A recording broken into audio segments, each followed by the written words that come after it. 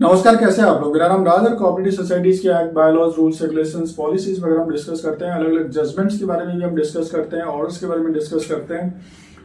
Generally ऐसा देखा गया है कई सारे केसेस में, एक्सेप्शनली ऐसा हो सकता है कि सीनियर सिटीजन्स जब अपना property at the last phase of life, ठीक है, अपने बच्चों के नाम पे, बेटे के नाम पे, बेटी के नाम पे उसे गिफ्ट डीड कर देते हैं, प्रॉपर्टी उनके नाम पे कर देते हैं आउट ऑफ लव। उसके बाद बच्चों के रंग दिखना शुरू हो जाते हैं, बेटे के बहू के रंग दिखने, असली कलर सामने आने शुरू हो जाते हैं। जो मेहनत से कमाई हुई जिंदगी भर की ये पूंजी है, जो प्रॉपर्टी है, जो इनको प्यार में दे दिया, और इन लोगों को लाइफ के इस लास्ट स्टेज में इनका देखभाल करना चाहिए, इनकी बेसिक एमिनिटीज का ध्यान रखना चाहिए, इनकी बेसिक जो नीड्स है उसकी ध्यान रखना चाहिए। ये उनकी प्रताड़ना करते हैं और उनको तंग करते हैं, और फाइनली ये फेडअप हो जाते हैं और वापस इनको फिर से एक ऐसा रास्ता चुनना पड़ता है कि वो प्रॉपर्टी को उनको वापस लेने की रिक्वायरमेंट पड़ जाती है, क्योंकि उनके पास रहने के लिए घर नहीं रहता। बेसिक जो खाने के लिए, पीने के लिए, कपड़े पहनने के लिए, घूमने फिरने के लिए या छत के लिए, तो ये सारी चीजों में प्रॉब्लम्स हो सकती हैं।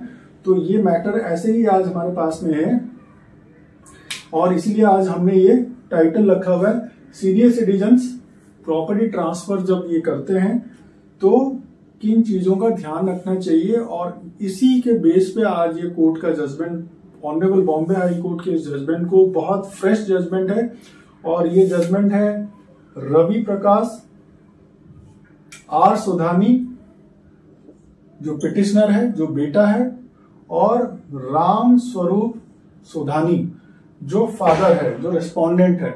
और ये जजमेंट आया है 3 अक्टूबर 2025 का, बड़ा फ्रेश जजमेंट है। इसी को आज हम डिस्कस करेंगे। जब बेटा लेके गया ऑनरेबल बॉम्बे हाई कोर्ट में as a petitioner under section 226 fundamental rights की बात करता है, और अंडर 227 जहां पे हाई कोर्ट का जितने भी हाई कोर्ट्स ऑफ इंडिया है उनकी सुपरिंटेंडेंस रहती है लोअर कोर्ट्स के ऊपर और उनके जजमेंट्स के ऊपर। तो यहाँ पे जैसे ट्राइब्यूनल का एक जजमेंट है, तो ट्राइब्यूनल का जजमेंट के ऊपर जब चैलेंज करने की बात आ गई, तो यहाँ पे आर्टिकल 227 ऑफ द कॉन्स्टिट्यूशन को कोट किया गया। 226 यहाँ पे फंडामेंटल राइट्स की बात हो रही है। जनरली अभी जहाँ पे सुप्रीम कोर्ट में जा रहे हैं तो 32, और अगर हाई कोर्ट में जा रहे हैं तो 226 की बात हो रही है, और रेट पिटिशन के थ्रू में आप जा सकते हो। ठीक है, तो इसको आज समझने की कोशिश करते हैं। तो ये अपील कहां पे गया? ये बॉम्बे हाई कोर्ट में गया पहले। ठीक है, और अपील किसने किया? अपील किया है बेटे ने और उसकी पत्नी ने। इसका मतलब बेटा और बहू ने अपील किया हुआ है, और बात यहाँ पे खड़ी हो गई है सीनियर सिटीजन जो 88 साल का है। कौन है 88 साल का? ये जो रेस्पोंडेंट है राम स्वरूप सोधानी। तो इनकी राइट टू प्रॉपर्टी की बात आ गई है, क्योंकि last stage of the life है। अब इनकी देखभाल करने की जरूरत है। अगर इसी स्टेज में अगर इस टाइप की हरकतें होंगे, जिस बच्चे को आपने खिलाया जिंदगी भर, जिस बच्चे को आपने बड़ा किया, जब वो बच्चा सोता नहीं था, रात रात भर आप जागते थे, जिसके लिए भाग भाग के अपनी जिंदगी भर आपने कमाया, और अगर वो इस टाइप की हरकतें करेंगे तो कोर्ट में जाने की जरूरत है। और कोर्ट में ऐसे जजमेंट्स एग्जाम्पलरी पास होना चाहिए जो सारे सबके लिए जो एक एग्जाम्पल बन जाए और वहां से सीख बन जाए। ठीक है, तो ये अपील क्या है? This is against the judgment pass by the maintenance tribunal. अब जब ये मेंटेनेंस ट्राइब्यूनल में ये बात गई, बेटा लेके गया, ठीक है, under the senior citizens act वगैरह की, under section 23 of the maintenance and welfare of the parents and senior citizens act 2007, इसके बेस पे जब गया तो बॉम्बे हाई कोर्ट, वहां पे इनके फेवर में वो जजमेंट नहीं आया। ठीक है, किसके फेवर में? लड़के के फेवर में जजमेंट नहीं आया। ठीक है, तो लड़का चला गया अभी अपील के लिए, क्योंकि उसके फेवर में जजमेंट आया नहीं ट्राइब्यूनल का। ट्राइब्यूनल ने देखा कि लड़का जो कर रहा है वो गलत कर रहा है, और ये जजमेंट किसके फॉर्म में पास करना चाहिए? ये 88 ईयर्स ऑफ जो इसके पेरेंट है इसके नाम पे करना चाहिए। ठीक है, तो अभी मैटर चला गया बॉम्बे हाई कोर्ट के सामने। ये पिटिशनर बेटा चला गया कि वहां से फेवरेबल जजमेंट मिलेगा। बॉम्बे हाई कोर्ट ने क्या ऑब्जर्व किया? देखिए, दो चीज जरूरी है।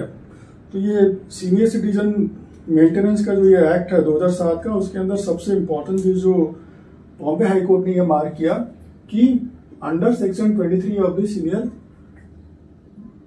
ये जो एक्ट है पूरा, ठीक है, 2007 का, ये ट्रांसफरी मतलब जिसको ट्रांसफर कर दिया गया, डोनर कौन है, जो फादर है, डोनी कौन है, जो बेटा है जिसको डोनेट किया गया, और यहाँ पे कंसिडरेशन कुछ है नहीं, मतलब एक्सचेंज ऑफ मनी कुछ है नहीं, क्योंकि आपने प्यार से दिया है, प्रेम से अपने बेटे को वो ट्रांसफर किया है, ठीक है।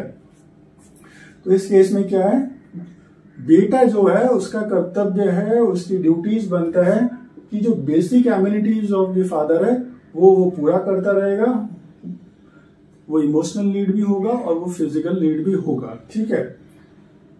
और बेसिक एमिनिटीज और बेसिक फिजिकल नीड्स पूरा उसको करना है, और it need not be incorporated in the instrument, ये एक्ट के अंदर प्रोविजन है, इसलिए आपको अलग सा गिफ्ट डीड के अंदर में लिखने की जरूरत नहीं है, क्योंकि एक्ट के अंदर ही ये प्रोविजन है जिसके बेस पे आपने गिफ्ट डीड किया है। और गिफ्ट डीड आपने करने के बाद सीनियर सिटीजन, ये जो मेंटेनेंस पूरा जो लिखा हुआ है, welfare of the parents and senior citizen act 2007, इसके बेस पे आपको बेसिक एमिनिटीज देना है और बेसिक जो रिक्वायरमेंट्स है वो आपको फिजिकल नीड्स वगैरह करना है। कभी हॉस्पिटल जाना है, कभी गार्डन घूमने जाना है, कभी उनके कोई त्योहार आ रहा है उनके लिए कुछ कर दिया आपने, खाने पीने का प्रॉपर उनको देखना है, मेडिसिन उनका प्रॉपर देखना है, कभी वो टीवी देखना चाहते हैं, कभी बच्चों के साथ टाइम स्पेंड करना चाहते हैं। तो ये सब इतनी बेसिक चीजें हैं, आप उनको तंग नहीं कर सकते हो, ठीक है। और यहाँ पे ये कौन देख रहे हैं, जस्टिस NJ जमादार इस केस का वर्डिक्ट दे रहे हैं, ठीक है। तो डोनर जो है, जो फादर जो है या मदर जो अपनी जो गिफ्ट डीड कर देती है, तो इनको फिजिकल एंड इमोशनल सपोर्ट की बहुत ज्यादा रिक्वायरमेंट है। सारे जहां पे भी ऐसे केसेस है तो ये करने की जरूरत है। अब ये पिटिशन फाइल होगा the daughter in law and the son, ठीक है। ये हमने जैसे डिस्कस किया कि ये 226 और 227 of the article of the constitution में उन्होंने फाइल किया और जजमेंट इनके अगेंस्ट पे आया ट्राइब्यूनल में, और वही लेके ये पिटिशनर एज ए पिटिशनर चले गए तो ऑनरेबल बॉम्बे हाई कोर्ट में, ठीक है।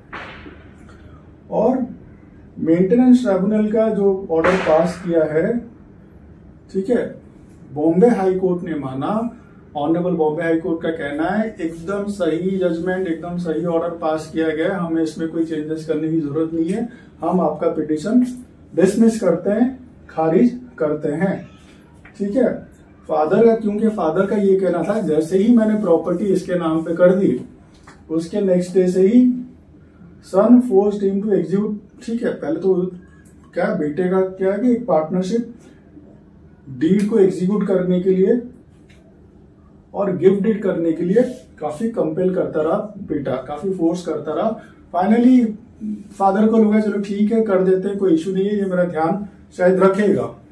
और जैसे ही ये चीजें इसने कर दी, पार्टनरशिप वगैरह एग्जीक्यूट द पार्टनरशिप डीड इसने कर दी, गिफ्ट डीड वगैरह इसने कर दिया, इसके बाद से इन दोनों का बेटे का जो बिहेवियर है उसमें ड्रास्टिक चेंजेस आने शुरू हो गए। इसमें उसके जो भाव है, उसके बिहेवियर है, उसके जो कारनामे है उसमें बदलाव आने शुरू हो गए।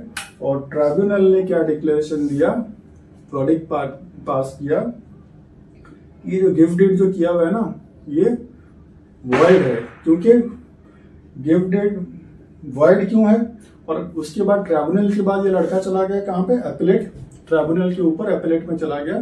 तो जो एपेलेट ट्राइब्यूनल है उसने भी इसको गिफ्ट डीड को वॉइड डिक्लेयर कर दिया। और फाइनली फिर ये बॉम्बे हाई कोर्ट में गया, तो बॉम्बे हाई कोर्ट ने ट्राइब्यूनल का और इसके दोनों के जजमेंट्स को सही माना और उसको अपहेल्ड किया, मतलब उसको सपोर्ट किया, जजमेंट वही रहेगा। और बॉम्बे हाई कोर्ट ने डिसमिस कर दिया रिट पिटीशन किसका, बेटे का। और क्योंकि ये माना अगर इस टाइप की हरकतें हो रहे हैं इसका मतलब इसमें कोएर्सन मतलब जबरदस्ती से हुआ होगा, फ्रॉड से हुआ होगा, या फिर इन्फ्लुएंस से, अनड्यू इन्फ्लुएंस से हुआ होगा, एप्लीकेबल हो जाएगा, इसलिए डिसमिस किया जाता है। और ऊपर के दो जो जजमेंट्स अलग अलग कोर्ट्स के जो पास हुए हैं, ट्राइब्यूनल का और एपेलेट ट्राइब्यूनल का, वो सही है। इसका मतलब सारे जो मेंबर्स अलग अलग कोऑपरेटिव हाउसिंग सोसाइटी या कोऑपरेटिव हाउसिंग सोसाइटी के बाहर भी अगर रहते हैं, किसी इंडिविजुअल फ्लैट्स में रहते हैं, रो हाउसेस में रहते हैं, बहुत इंपॉर्टेंट है अगर आपके पेरेंट्स आपके नाम पे प्रॉपर्टी कर रहे हैं, और ये उन पेरेंट्स के लिए भी है जो अपने बच्चों के नाम पे प्रॉपर्टी कर लेते हैं और बच्चे के बारे में आपको थोड़ा सा भी जैसा आइडिया है कैसा है, क्या है, किस टाइप के आगे कॉन्सिक्वेंसेस हो सकते हैं, तो इसमें शर्माने वाली बात नहीं है। आप कोर्ट में जा सकते हो या आप डिले कर सकते हो, जहां पे आप गिफ्ट डेट वगैरह या इस टाइप की कोई चीजें करने के जो इंस्ट्रूमेंट आप करने की कोशिश कर रहे हो, ठीक है। और बच्चों के लिए एक्सट्रीम सीख है कि इस टाइप की चीजें उनको नहीं करना है, फादर मदर का ध्यान रखना है और जैसे एक्ट है उसको फॉलो करना है। तो ऐसे ही कोऑपरेटिव सोसाइटीज की अलग अलग जजमेंट्स जो कोऑपरेटिव सोसाइटीज के बाहर भी है उसको भी हम जानने की कोशिश करेंगे। आप सब साथ में जुड़े रहिए। आप सबका बहुत सारा धन्यवाद।